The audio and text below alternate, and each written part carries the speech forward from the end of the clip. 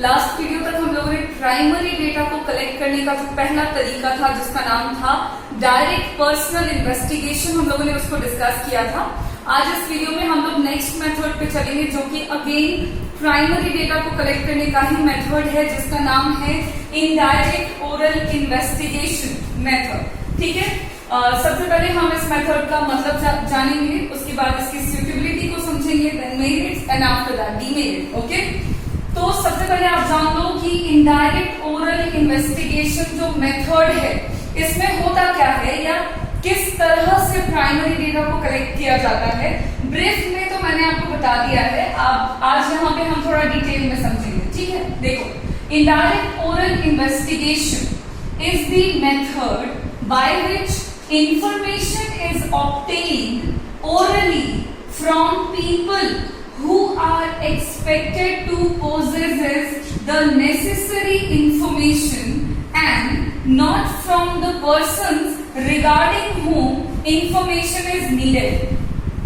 कुछ समझ आया? नहीं, ऐसे समझो। इस मेथड में क्या करते हैं हम लोग कि इंफॉर्मेशन को हम ओरली कलेक्ट करते हैं। इंफॉर्मेशन जो है वो ओरली ऑब्टेन किया जाता है, प्राप्त किया जाता है वैसे लोगों से जिनके बारे में इस बात की संभावना होती है कि उनके पास नेसेसरी इंफॉर्मेशन जो है, जो हमको चाहिए उस तरह का नेसेसरी इंफॉर्मेशन उनके पास हो सकता है। इस मेथड को इनडायरेक्ट इसलिए कहते हैं, इनडायरेक्ट ओरल इन्वेस्टिगेशन नाम इसका इसी वजह से है क्योंकि इस मेथड में हमको जिनके बारे में रिगार्डिंग हूं, जिनके बारे में इंफॉर्मेशन की जरूरत होती है, हम उनसे इंफॉर्मेशन प्राप्त न करके किसी ऐसे दूसरे व्यक्ति से इंफॉर्मेशन ओरली प्राप्त करते हैं जिनके बारे में संभावना हो कि उनके पास वो इंफॉर्मेशन हो सकता है।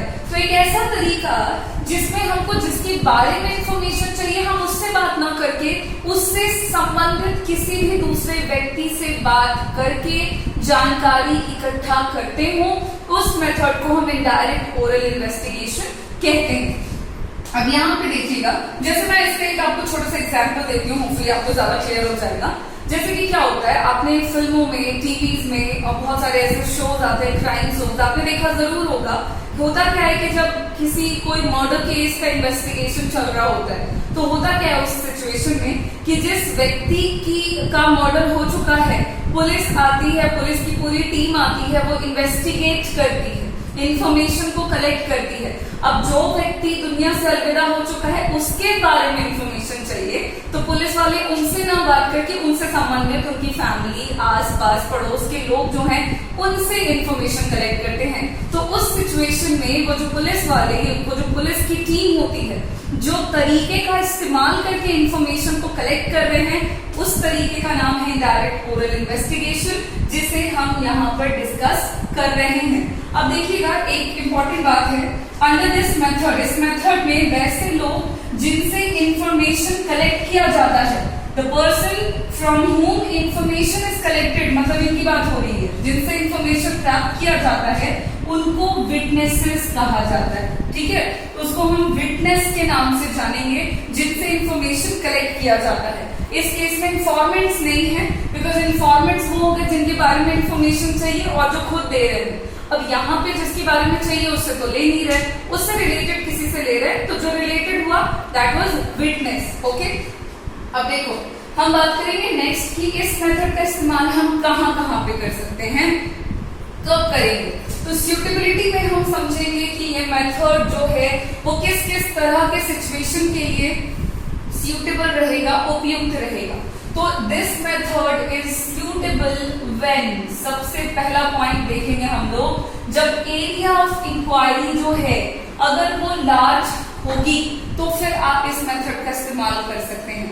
मतलब अगर आपको बड़े क्षेत्र से जानकारी इकट्ठा करनी है देन आप वन बाय वन करके बात नहीं करेंगे लोगों से, आप किसी एक व्यक्ति से बात करके इंफॉर्मेशन प्राप्त कर सकते हैं। मैं एग्जाम्पल देती हूँ, सपोज करिए कि आप एक पर्टिकुलर, जैसे आप बात कर रहे हो कि झारखंड में जितने भी विलेज एरियाज हैं उन एरियाज में कितने ऐसे लोग हैं जो कोविड-19 से पॉजिटिव हैं। मतलब ठीक है, पॉजिटिव नहीं तो आप ऐसा समझो कि कितने ऐसे लोग हैं जो बाहर से आए हैं अभी, तो वहां पे उस केस में आप 1 बाय 1 करके गांव में हर एक फैमिली, हर एक पर्सन से बात न करके आप क्या कर सकते हो, आप गांव में जाएं, पर्टिकुलरली वहां पे गांव के मुखिया जी हैं या कोई भी हेड है, आप उनसे बात करके इन्फॉर्मेशन प्राप्त कर सकते हैं। तो एक व्यक्ति से बात किया है, गांव में ज्यादा लोगों की जानकारी आपको मिल गई है, तो उस केस में जितने भी इलाके या जितने भी गांव हुए झारखंड में, आपने हर एक गांव में जा करके 1 या 2 हार्डली लोगों से इन्फॉर्मेशन इकट्ठा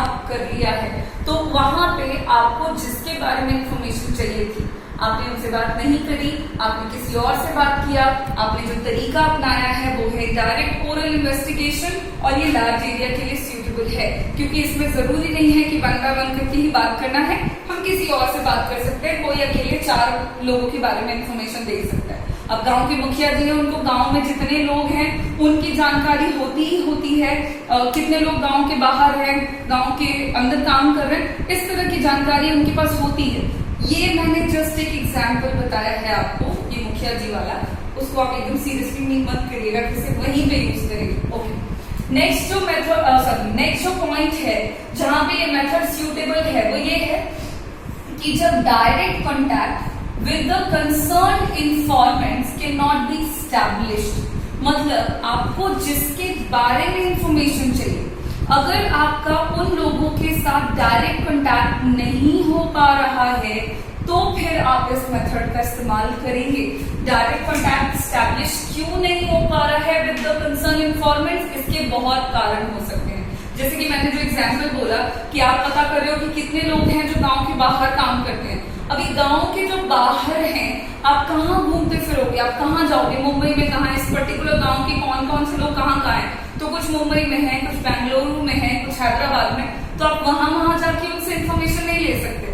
तो फिर आप क्या करोगे, आप गांव में जाओगे, आप उनकी फैमिली से बात कर सकते हो, पड़ोसी से बात कर सकते हो, मुखिया जी से बात कर सकते हो। तो इस केस में भी आप इनडायरेक्ट ओरल इन्वेस्टिगेशन का इस्तेमाल करेंगे, क्योंकि डायरेक्ट कॉन्टैक्ट जो है विद द कंसर्न इन्फॉर्मेंट वो हो नहीं पा रहा है। ठीक है, एक और पॉइंट है इस मेथड के सूटेबिलिटी में, वो है concern informants are unable to provide information due to illiteracy और इग्नोरेंस, मतलब ऐसा भी अगर हो कि जिनके बारे में इंफॉर्मेशन चाहिए, अगर वो सारे लोग जो हैं, वैसे लोग जो हैं अनेबल है, मतलब असक्षम है, आपको इंफॉर्मेशन देने में वो सक्षम ही नहीं है, तो उस केस में फिर आप क्या करोगे, अब सामने वाला व्यक्ति इंफॉर्मेशन दे ही नहीं रहा लेकिन हमको चाहिए, तो फिर हम उनसे कैसे लें, तो फिर हम किसी और से ले सकते हैं, उससे रिलेटेड किसी और से ले सकते हैं जिसके बारे में हमको लग रहा है कि उससे रिलेटेड इंफॉर्मेशन उसके पास हो सकता है, हम ऐसे किसी से बात कर सकते हैं। तो ये जनरली हो सकता है इलिटरेसी, लोग इलिटरेट हो तो आपको इंफॉर्मेशन प्रोवाइड करने में वो असक्षम होंगे, और जो मोस्ट कॉमन है दैट वाज इग्नोरेंस, मतलब लोग इग्नोर बहुत करते हैं, आपका काम है, तो लोग जनरली ज्यादा इंटरेस्ट नहीं लेते, तो अगर लोग इग्नोर कर रहे हैं तो फिर उस केस में आप कुछ भी नहीं कर सकते। इलिटरेसी का भी मतलब कुछ पर्टिकुलर टाइप की चीजें हैं जो थोड़ा बहुत बता देते, बट अगर कोई इग्नोर कर दे, मतलब चाहे ही ना आपको इन्फॉर्मेशन देना, तो उस केस में फिर आप उनसे नहीं ले पाओगे, फिर आपको किसी और से लेना होगा, और तब जो आप तरीका यूज करोगे वो कहलाएगा इनडायरेक्ट ओरल इन्वेस्टिगेशन। तो यहाँ तक हम लोगों ने बात किया है मेथड का मतलब क्या है, उसकी सूटेबिलिटीज, मतलब कहाँ कहाँ पे हम उसका इस्तेमाल कर सकेंगे, कब कर सकेंगे, और अब बारी है इनकी मेरिट्स की, इस मेथड को इस्तेमाल करने के क्या क्या फायदे हो सकते हैं। तो जो सबसे पहला मेरिट है वो ये है कि ये मेथड जो है वो वाइड एरिया को कवर करता है, मतलब आप इस मेथड का इस्तेमाल करके बहुत ही बड़े क्षेत्र से जानकारी इकट्ठा कर सकते हैं। तो ये एक अच्छा मेथड है जो आपको बड़े क्षेत्र की जानकारी उपलब्ध कराने में मदद करेगा।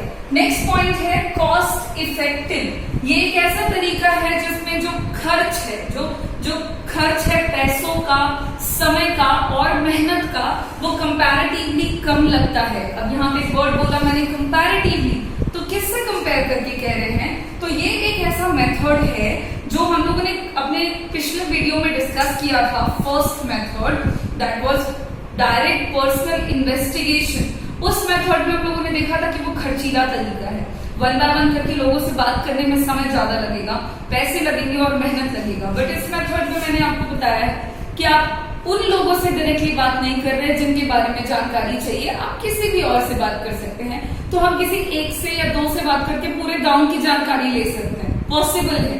तो ये इस मेथड में समय कंपैरेटिवली तुलनात्मक रूप से कम लगेगा, पैसे कम लगेंगे और मेहनत जो है वो भी कंपैरेटिवली कम लगता है। तो उस सेंस में ये खर्च को बचाता है।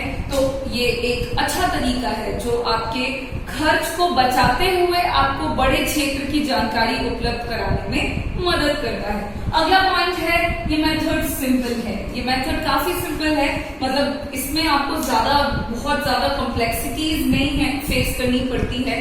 This is very simple method. आपको बस इंफॉर्मेशन जाना है, मतलब आपको जाना है और किसी भी एक्सपेक्टेड पर्सन से, एक्सपेक्टेड विटनेस से इंफॉर्मेशन जो है वो रिसीव कर लेना है। तो इसमें आपको बहुत ज्यादा टेक्निकलिटी पे जाने की जरूरत नहीं है।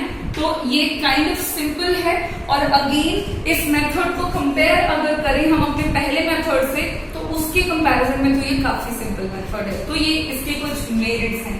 अब सिर्फ मेरिट्स ही नहीं है, इस मेथड में कुछ डिमेरिट्स भी हैं।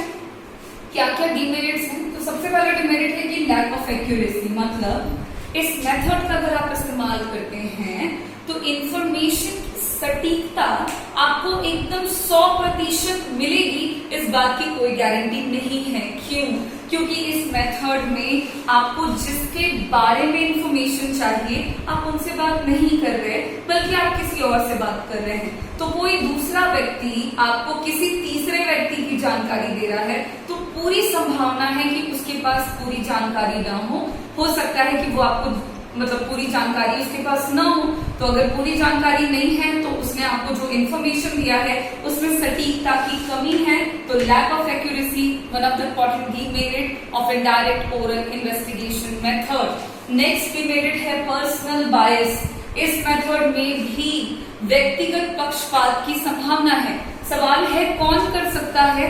तो इस मेथड में जो विटनेस है आपका, वो जो थर्ड पर्सन है, जो आप जिनसे आप इंफॉर्मेशन रिसीव कर रहे हैं, ऑब्टेन कर रहे हैं, उसके पास संभावना है कि वो बायस हो जाए।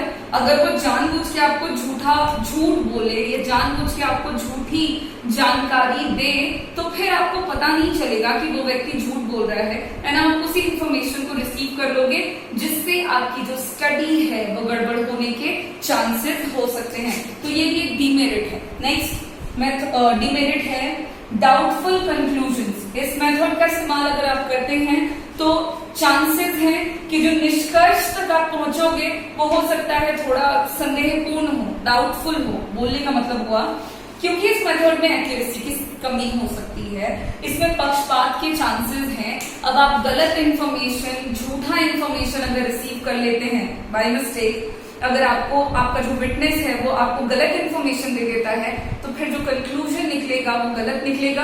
तो ये गलत या डाउटफुल निकलेगा, आप उसको बिलीव नहीं कर पाएंगे। इस तरह के कुछ डिमेरिट्स हैं इस मेथड के, बट ऐसा नहीं है कि बिल्कुल ही खराब मेथड है, बिल्कुल ही बकवास है, ऐसी बात नहीं है।